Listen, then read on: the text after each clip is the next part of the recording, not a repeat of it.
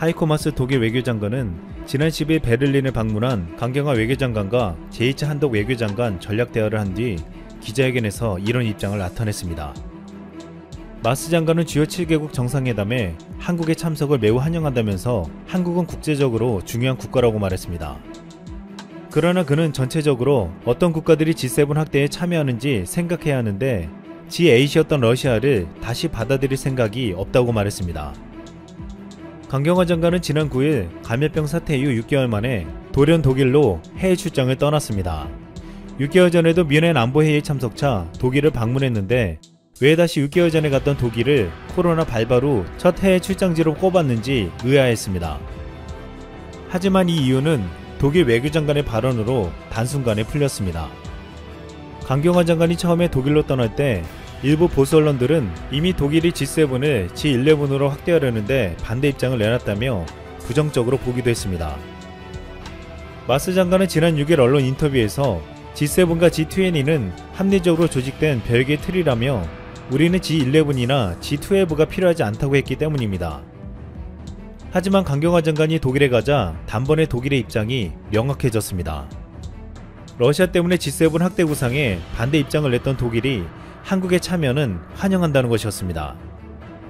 독일의 트럼프 미국 대통령이 제시한 G7 확대 구상과 관련해 한국의 참여를 환영한 것은 이번이 처음이었습니다. 다만 러시아에 대한 반대 입장을 재확인한 만큼 사실상 러시아를 참여시켜 G7을 확대하려는 트럼프 대통령의 구상에 부정적인 입장을 유지한 것으로 보이고 있습니다. 한국은 독일을 먼저 설득하고 나서 다른 G7 국가들을 설득할 예정으로 보이고 있는데 이 같은 작업 이후 일본을 압박할 것으로 보이고 있습니다. 전문가들은 G7 확대는 복합적인 이슈이기 때문에 독일만 설득한다고 해서 가능해지는 것은 아니라고 보았지만 일각에서는 독일을 설득해 G7 가입국들의 한국에 대한 분위기가 바뀐다면 일본 혼자 반대하기는 쉽지 않다고 보고 있습니다.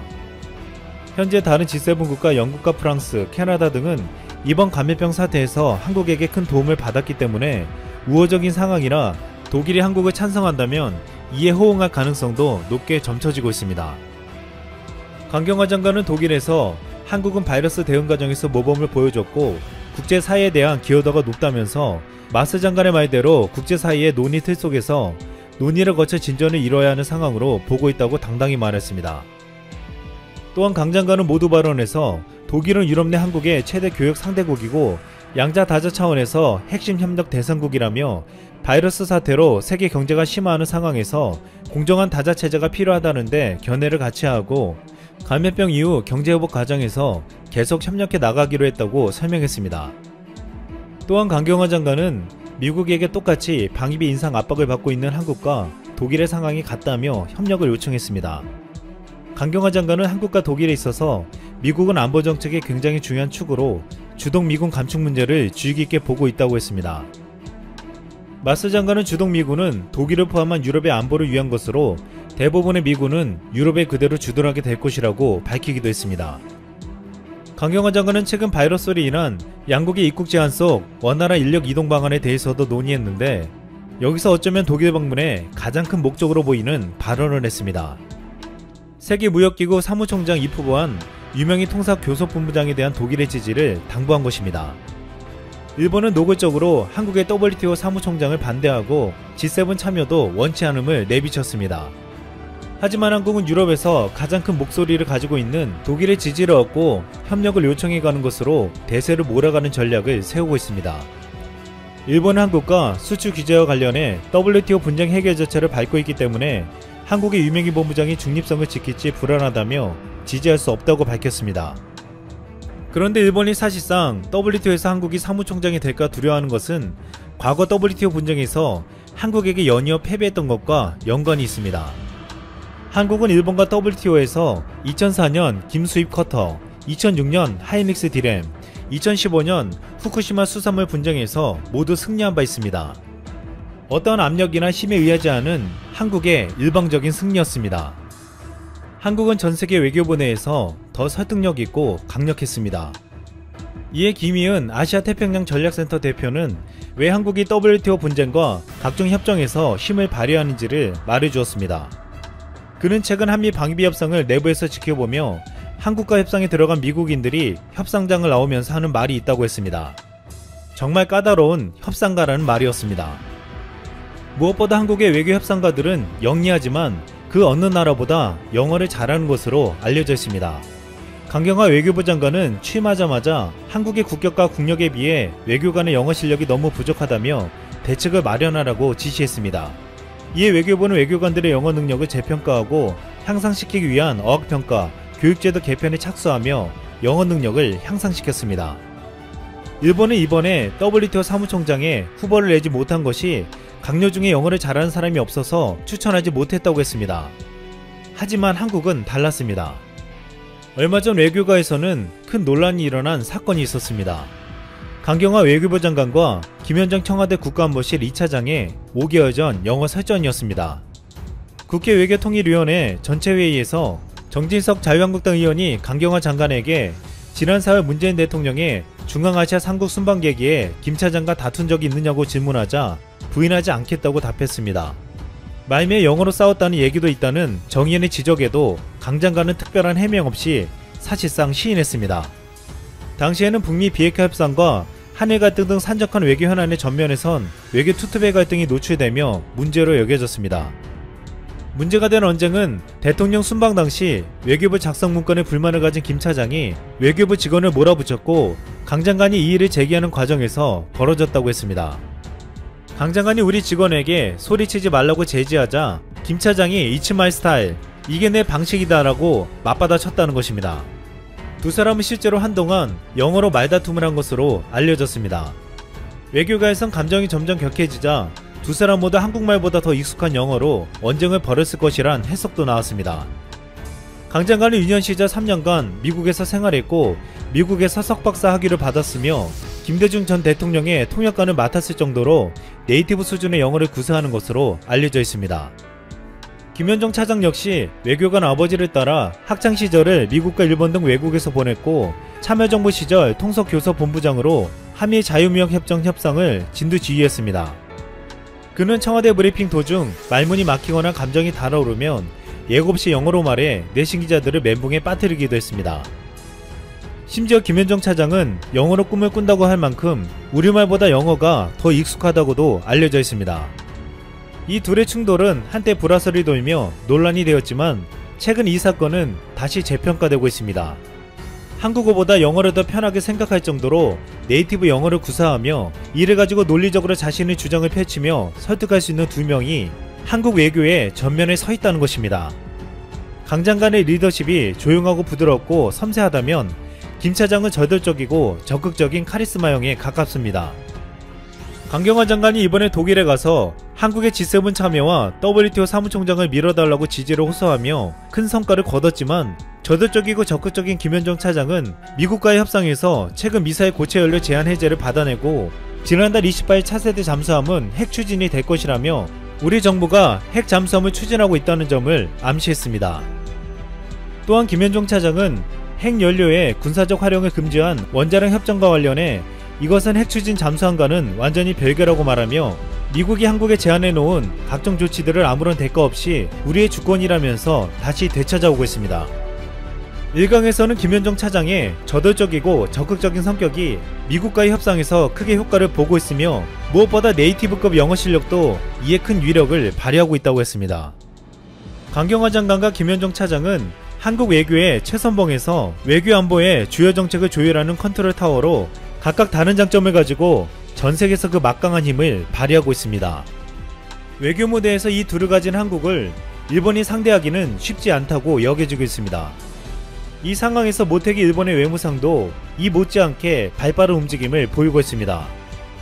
한국과의 관계 악화에 대한 관련 질문에 그는 이렇게 답했습니다. 중국을 향해서 이전과는 차원이 다른 초고강도의 대책을 꺼낼 것으로 전망이 되고 있습니다. 중국 공산당원이나 가족들의 미국 방문을 전면 금지하는 방안을 검토 중인 것으로 알려져 있는데요. 트럼프 대통령이 중국에 대해서 선포할 내용의 초안에는 이미 미국에 체류 중인 공산당원과 가족들의 비자를 취소하는 내용이 담겼고 뿐만 아니라 중국 인민해방군 소속이나 국영기업 임원들의 방문도 허가하지 않는 방안이 검토되는 것으로 보입니다. 미국 정부의 추산 규모에 따르면 대략 2억 7천만 명이 이번 조치의 대상이 될 수 있다고 하는데요. 해당 보도는 미국 뉴욕타임즈에서 대대적으로 보도가 되어 이목을 집중시키고 있습니다. 지금까지 미국은 중국에 대해서 다양한 방법으로 규제 정책을 취했었죠. 관세를 올려서 소위 말하는 무역전쟁을 촉발시키기도 했었고, 미국 자국 기업들에게 화웨이를 포함한 중국의 일부 기업들과의 거래를 차단시키면서 대대적으로 중국의 정치 사상에 대해서도 강도 높은 워딩을 날리기도 했습니다. 최근에는 중국을 완전히 고립시키겠다는 취지의 반중국 경제연합 EPN을 조성해서 동맹 국가들에게 협조할 것을 요청하기까지 했죠.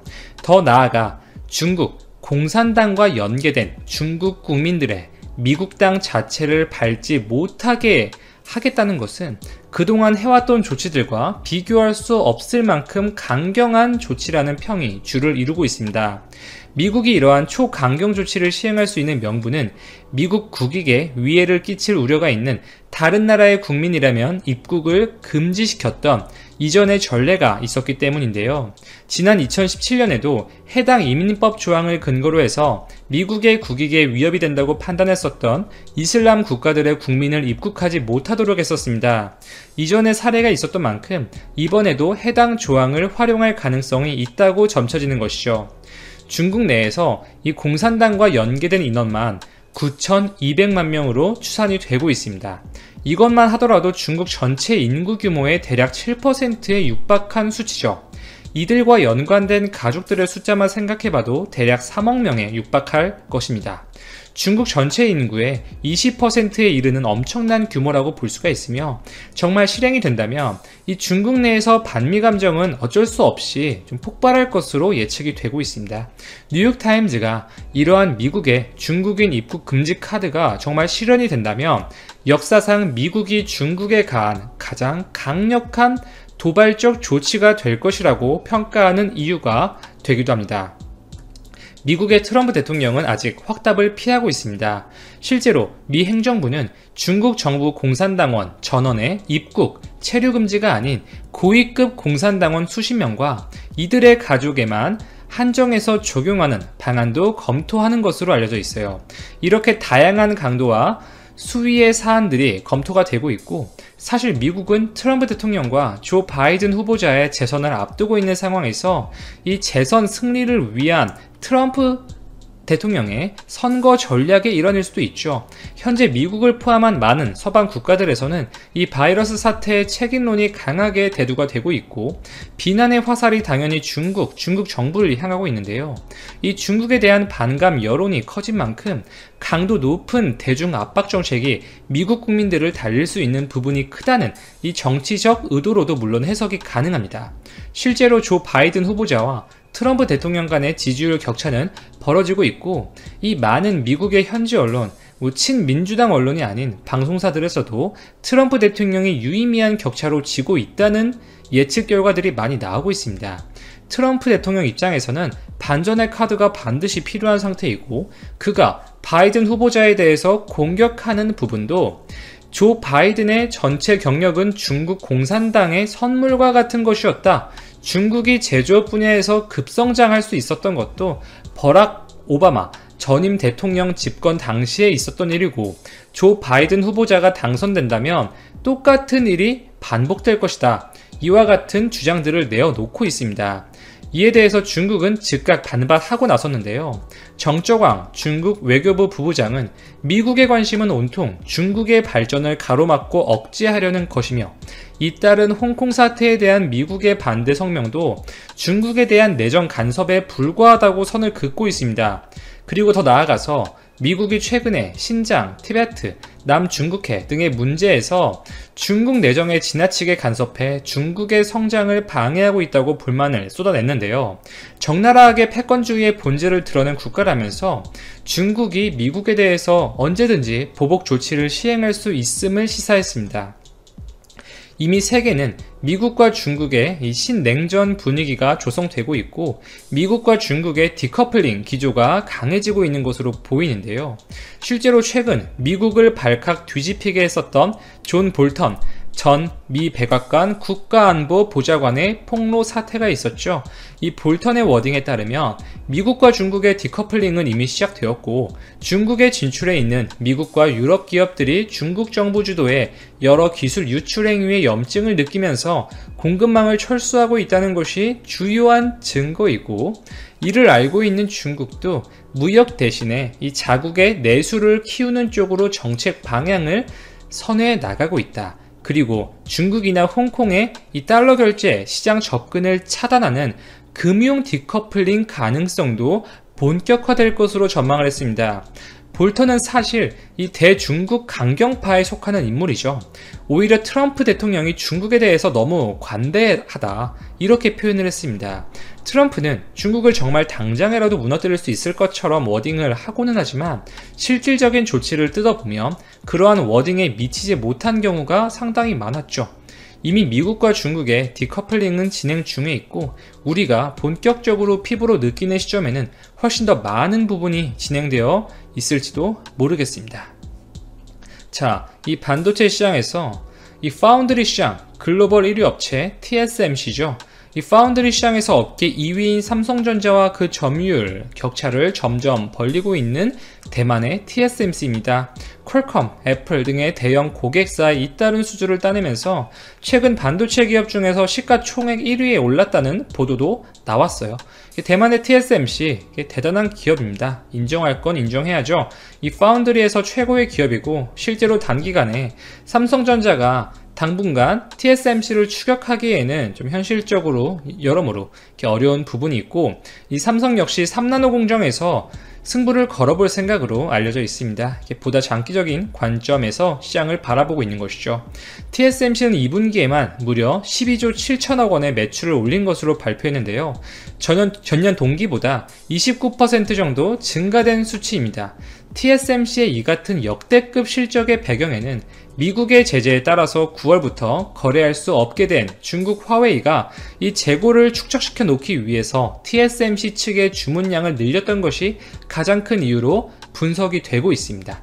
또한 이번 바이러스 사태를 계기로 비대면 경제 시스템이 활성화되면서 각종 데이터 센터, 서버의 수요가 확대된 점이 주요한 요소로 뽑혔습니다. 그렇다면 정말 TSMC는 화웨이로부터 주문을 받고 있지 않는가? 17일 경제매체 차이신 등의 보도에 따르면 TSMC는 관련 규정을 준수해서 5월 15일부터 일체 화웨이로부터 신규 반도체 제품 생산 주문을 받지 않는다는 사실을 확정 지었으며 이전 주문 물량에 대해서 한정해 납품 중에 있지만 9월 14일 이후로는 완전히 화웨이와의 거래를 단절시킬 거라고 설명을 했습니다. 화웨이는 대안으로 이 한국의 삼성전자와 대만의 미디어텍을 고려하고 있었지만 삼성전자 역시 이렇게 미국의 뜻이 확실한 만큼 화웨이와 거래하기에는 사실상 불가능하겠죠. 대만의 미디어텍은 물론 괜찮은 기업이라고 볼 수가 있지만 이 TSMC와 어쨌든 기술 격차가 상당한 편이고 화웨이가 원하는 것은 프리미엄급 제품에 사용할 AP죠. 이 프리미엄급 제품에 사용하기에는 분명 어려운 점이 있습니다. 화웨이가 내세우는 이 프리미엄 스마트폰 메이트 40 시리즈를 올해 출시할 예정이었지만 이렇게 반도체 칩셋 수급을 받지 못하면서 생산과 출시 일정이 늦어지고 있다는 현지 보도들이 연이어 나오고 있습니다.